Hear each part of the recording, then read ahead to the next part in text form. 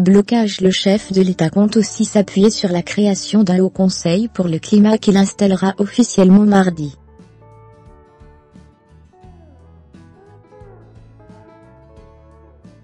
Si Emmanuel Macron ne s'est pas encore adressé directement aux Gilets jaunes, qui ont mené samedi leur deuxième grande journée de protestation, l'Élysée a d'ores et déjà annoncé vouloir garder le cap de la transition écologique, mais avec un pacte social d'accompagnement.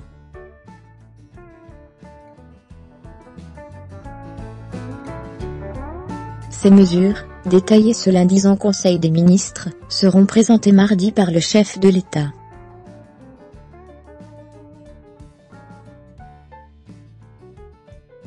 Les Gilets jaunes ont mené, samedi, leur deuxième grande journée de protestation contre la hausse des carburants et le manque de pouvoir d'achat.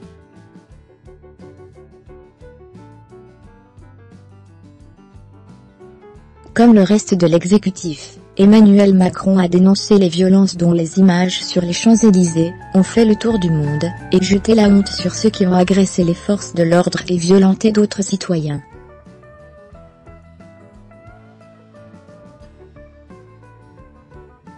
Un acte 3, Macron démissionne. Mais le chef de l'État l'a reconnu dimanche à Bruxelles. Il n'y a pas de projet de société, et il n'y a pas de projet politique au niveau national et européen, si nous n'apportons pas une réponse claire à nos classes moyennes, et à nos classes laborieuses.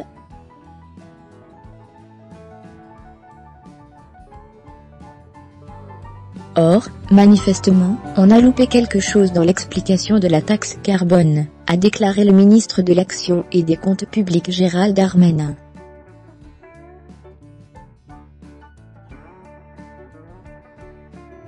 De fait, même si la mobilisation dans la rue affaiblit, ils étaient encore plus de 100.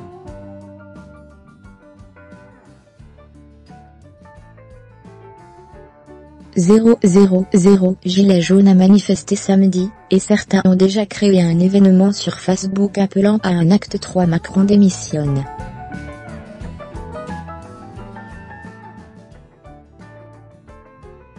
Le président veut, lui, renouer le dialogue, et profiter de la présentation mardi de la programmation pluriannuelle de l'énergie, PPE, jusqu'en 2028, pour redonner le cap pour ce qui est de la transition énergétique.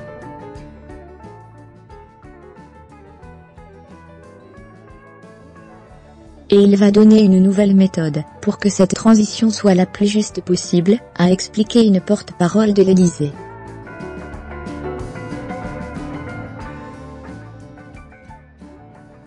Réhabiliter les transports du quotidien. Son idée, construire un pacte social de la transition écologique, qui repose sur deux éléments, mobiliser les corps intermédiaires, associations, syndicats etc., et mobiliser directement les Français par le biais d'un tour de France, pour associer les acteurs locaux.